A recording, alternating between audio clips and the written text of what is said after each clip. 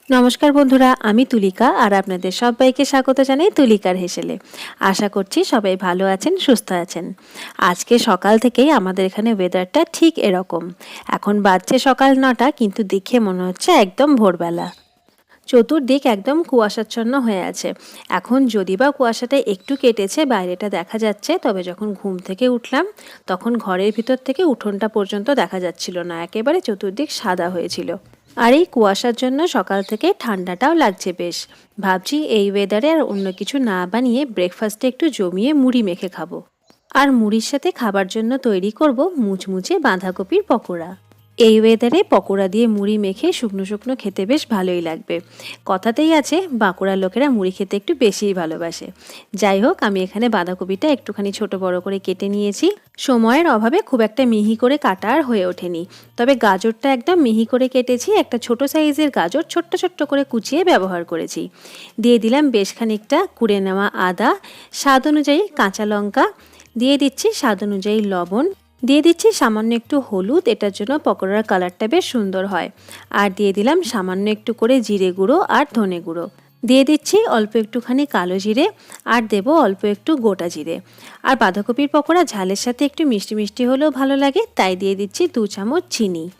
এবার পরিমাণ মতন বেসন দিয়ে সমস্ত উপকরণগুলোকে ভালো করে চটকে মেখে নেব।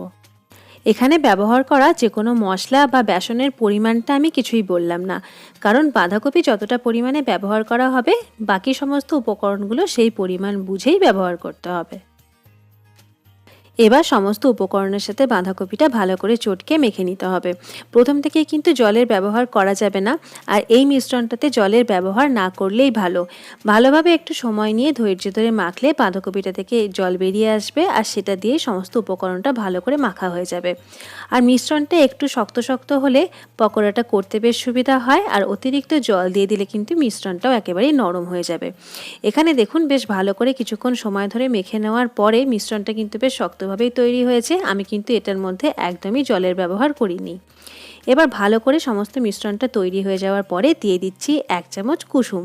পকোড়াতে যে কুসুম বীজটা দিতেই হবে এমনটা নয়, তবে কুসুম দিয়ে পকোড়াটা তৈরি করলে খাবার সময় মুখে পড়লে কিন্তু বেশ ভালো লাগবে। মিশ্রণটা তৈরি হয়ে গেছে, এবার পকোড়াগুলো ভেজে নেব।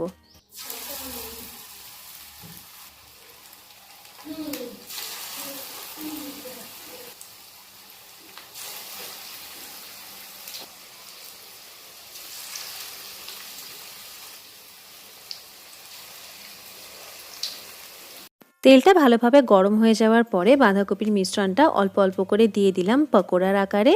এবার গ্যাসের ফ্লেম মিডিয়ামে রেখে পকোড়াগুলোকে উল্টে পাল্টে লালচে করে ভেজে নেব।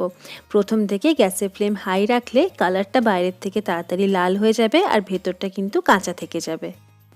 আর পকোড়া ভাজার জন্য তেলটা আমি এখানে সর্ষের তেল আর রিফাইন্ড অয়েল একসঙ্গে মিশিয়ে ব্যবহার করেছি।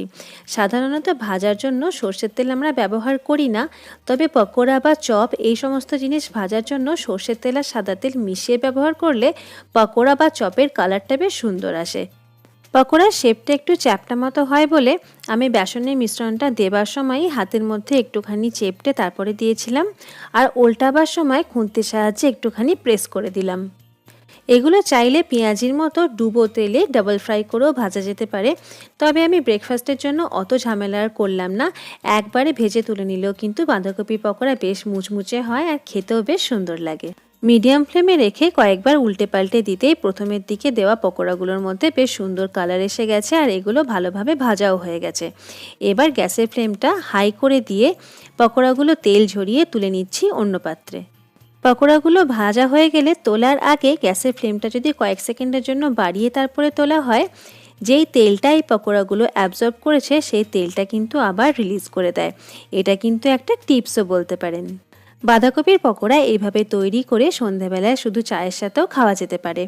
আমার আজকে তৈরি করা মুচমুচে বাঁধাকপির পকোড়া রেসিপি আপনাদের ভালো লাগলে প্লিজ একটা লাইক করবেন, শেয়ার করবেন আর কমেন্টে জানাবেন। আমার চ্যানেল এখনও পর্যন্ত সাবস্ক্রাইব করা না থাকলে চটপট সাবস্ক্রাইব করে নিন। আরও নতুন নতুন রেসিপিগুলো দেখতে হবে তো। সবাই ভালো থাকবেন, সুস্থ থাকবেন। দেখা হবে নতুন রান্না নিয়ে। আজকের মতো টাটা।